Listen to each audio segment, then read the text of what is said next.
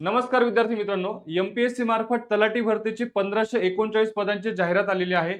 Form भरण्याची प्रक्रिया सुरू झालेली आहे. आता विद्यार्थी मित्रांनो 5 ऑगस्ट पर्यंत तुम्ही फॉर्म भरू शकतात. आता यामध्ये काही टेक्निकल गोष्टी आहेत. उदाहरणार्थ आता ज्या विद्यार्थ्यांचा अजून फॉर्म भरायचा बाकी आहे, त्या नवीन विद्यार्थ्यांनी नेमका फॉर्म कसा भरावा या संबंधीची संपूर्ण स्टेप बाय स्टेप प्रोसेस आपण या व्हिडिओच्या माध्यमातून बघणार आहोत.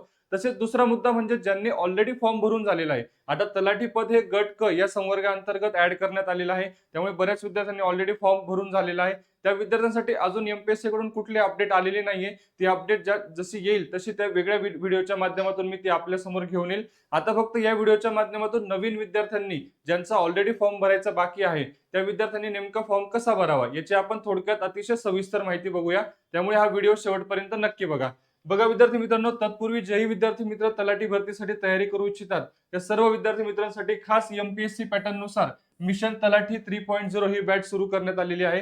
महाराष्ट्रातील अत्यंत तज्ज्ञ व अनुभवी मार्गदर्शकांची टीम बाळासाहेब शिंदे सरांच्या मार्गदर्शनाखाली तुम्हाला सर्व मार्गदर्शक या बॅच मध्ये अतिशय चांगल्या प्रकारे तुम्हाला मार्गदर्शन करणार आहेत. विद्यार्थी मित्रांनो, या बॅच मध्ये तुम्हाला बघा तयारी अशी करा की यश हमखास म्हणजे यावर्षी तुम्ही तलाठी झालाच पाहिजे या अनुषंगाने तुम्हाला तयारी करायची आहे.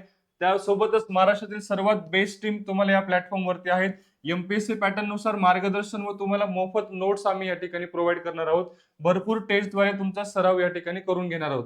त्यामुळे आत्ताच तलाठी फॅक्टरीचा ऍप डाउनलोड करा आणि बॅच नक्की जॉईन करा. अधिक माहितीसाठी 9226018181 या नंबरवरती तुम्ही संपर्क करू शकतात.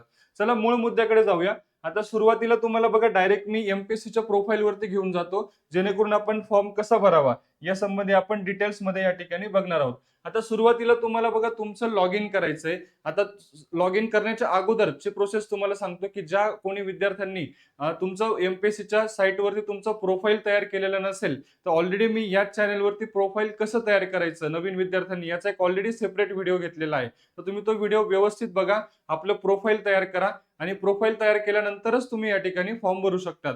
प्रोफाईल मध्ये तुम्हाला काही बेसिक गोष्टींची माहिती विचारली जाते, जसं की तुमचा ऍड्रेस असेल, तुमचं क्वालिफिकेशन असेल, तुमचं आधार कार्ड, पॅन कार्ड, त्यानंतर तुमचं कास्ट सर्टिफिकेट किंवा सर्व डॉक्युमेंटची माहिती विचारली जाते. प्रॉपर व्यवस्थित तो व्हिडिओ बघून तुम्ही प्रोफाईल तयार करा. प्रोफाईल तयार झाल्यानंतरच तुम्ही फॉर्म भरू शकतात. मग आता तुमचं प्रोफाईल तयार झालं. प्रोफाईल तयार झाल्यानंतर तुम्हाला आता ऑनलाईन तलाठीसाठी ऍप्लिकेशन करायचंय नवीन विद्यार्थ्यांना. तर तुम्हाला सुरुवातीला लॉग इन करायचंय. लॉग इन केल्यानंतर बघा तुम्हाला इथे माय अकाउंटवर तुम्हाला सुरुवातीला क्लिक करायचंय. बघा माय अकाउंट वरती जस्ट मिनिट.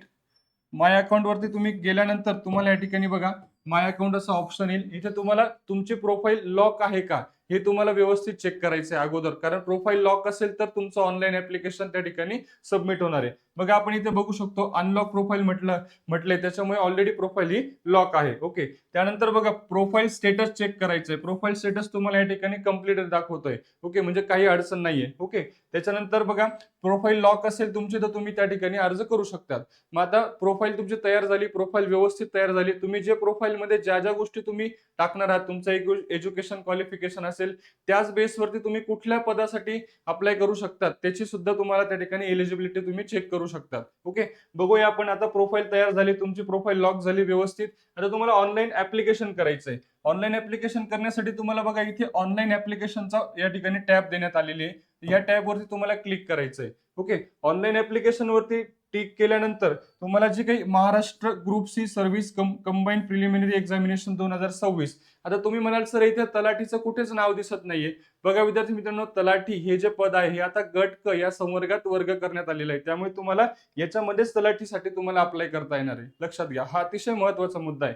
ओके, मग तुम्हाला या ठिकाणी काय करायचंय की या ऍड वरती तुम्हाला इथे व्ह्यू वरती क्लिक करायचंय.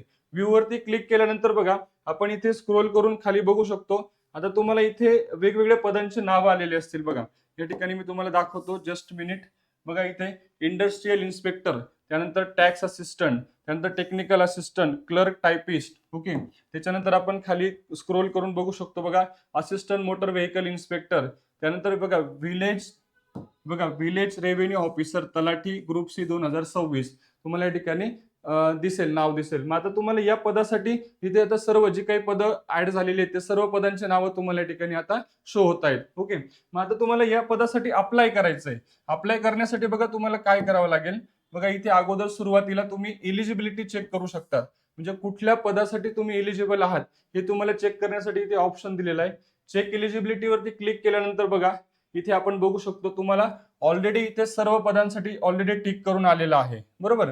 मग आता लक्षात घ्या तुम्हाला आता कसं चेक करायचं की तुम्ही त्या पदासाठी एलिजिबल आहात किंवा नाही आहात. ओके, बघा इथे चेक एलिजिबिलिटी क्लिक केल्यानंतर आपण इथे बघू शकतो की मी जी प्रोफाईल मध्ये माहिती टाकलेली आहे त्या माहितीच्या आधारावरती बघा इथे तुम्हाला दिसतं, इथे आपण बघू शकतो you are eligible and can apply for this post असा ऑप्शन ग्रीन मध्ये येतो. याचा अर्थ तुम्ही या पदासाठी पात्र आहात, लक्षात घ्या. ओके, त्याच्यानंतर बघा खाली इथे म्हणते बघा tax assistant 2026 you are not eligible for this post. असं काय येत आहे, कारण टॅक्स असिस्टंट साठी समजा टायपिंग गरजेचं आहे आणि तुमचं टायपिंग झालेलं नसेल, ओके, तुम्ही ते प्रोफाईल मध्ये टाकलेलं नसेल तर तुम्ही या पदासाठी पात्र आहात का, तर नाही. ओके, आणि असंही बघा आता कधी कधी काय होतं की तुम्ही जर इलिजिबल नाही दिसत आहे पण तुम्हाला असं वाटतं की माझं टायपिंग झालेलं आहे, मी या पदासाठी पात्र आहे, तर तुम्हाला प्रोफाईल अपडेट करावी लागणार आहे. मग पुन्हा एकदा तुम्हाला प्रोफाईल मध्ये जाऊन ती अनलॉक करा, व्यवस्थित तुम्ही त्या ठिकाणी अपडेट करा, तुमचे जे काही टायपिंग वगैरे झालेलं असेल ते ऍड करा आणि पुन्हा प्रोफाईल लॉक करा. त्यावेळेस तुम्हाला या ठिकाणी ऑप्शन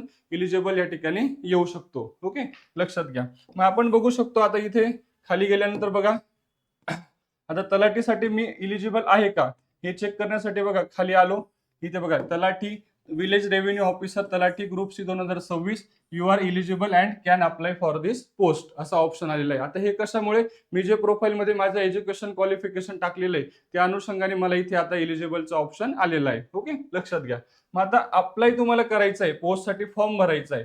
फॉर्म भरण्यासाठी बघा तुम्हाला या ठिकाणी दिलेलं आहे खाली, तुम्ही इकडे पण चेक करू शकता आणि इकडे पण चेक करू शकता. बघा you are eligible for following post only, म्हणजे जिथे जिथे टिक केलेलं आहे त्या सर्व पोस्ट साठी तुम्ही या ठिकाणी अप्लाय करू शकतात.